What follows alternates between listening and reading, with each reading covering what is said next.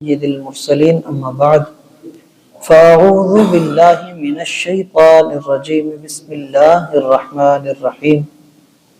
اللہ تعالیٰ کے فضل و کرم سے ہمارا یہ درس قرآن جاری و ساری ہے۔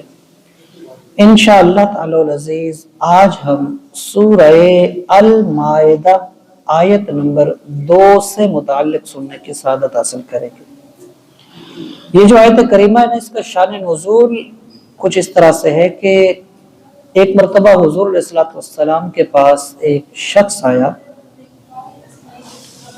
اس کے آنے سے پہلے حضور صحابہ کے ساتھ تشریف فرماتے تو اس کے آنے سے پہلے حضور نے فرمایا کہ ایک شخص آئے گا، بڑا ہی مکاری کے انداز میں گفتگو کرے گا اور دھوکہ دے کے جائے گا۔ کچھ دیر کے بعد یہ شخص آ پہنچا۔ آتے ہی اس نے سوال یہ کیا کہ آپ کس چیز کی دعوت دیتے ہیں؟ تو حضور صلی اللہ علیہ وسلم نے فرمایا کہ میں اللہ وحدہ لا شریک کی طرف دعوت دیتا ہوں کہ اللہ کو مانو اور شرک سے ان چیزوں سے باز آ جاؤ، اور میں اللہ کا رسول ہوں، میری پیروی کرو، میرا کلمہ پڑھو، یہ دعوت ہے، حق کی طرف بلاتا ہوں۔ تو کہنے لگا کہ آپ کی دعوت تو واقعی صحیح ہے، لیکن میں اس میں اپنے سرداروں سے مشورہ کر لوں، پھر میں ان سے بات کر کے ان کو بھی ساتھ لاؤں گا تو پھر ہم اسلام قبول کر لیں گے۔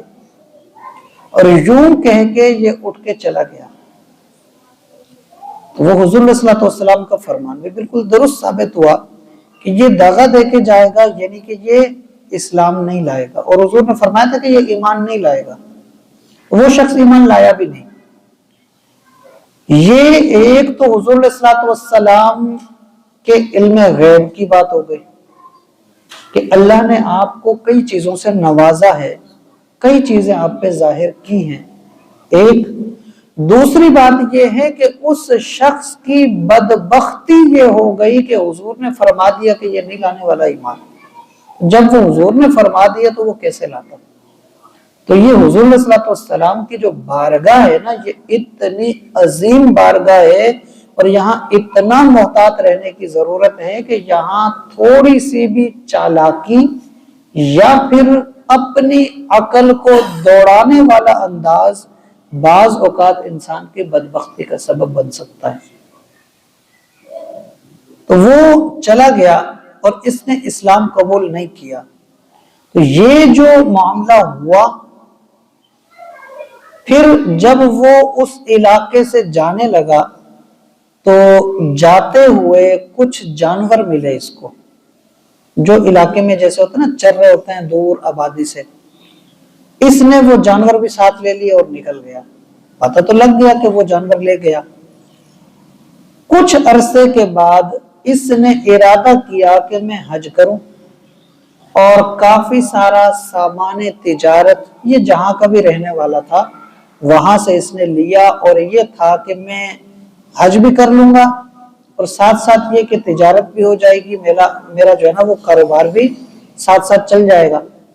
تو اس نے کافی سارے جانور، کافی سارا مال و متاع اور یہ لے کے سامان تجارت اور یہ چل پڑا۔ اور جب یہ مکے کے قریب آیا تو حضور علیہ الصلوۃ والسلام اور کچھ صحابہ اس کو دیکھ لیا۔ تو صحابہ نے یہ ارادہ کیا کہ اس شخص کو پکڑ لینا چاہیے اور اپنے جانور اس سے لے لینے چاہیے۔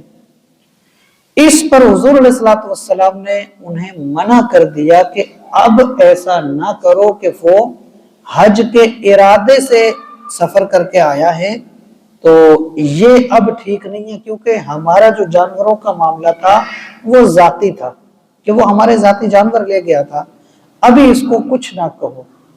تو یہ جو واقعہ ہوا کہ وہ ایسا کر کے گیا، پھر واپس اس کو دیکھا گیا، اور پھر حضور علیہ الصلوۃ والسلام نے روکا۔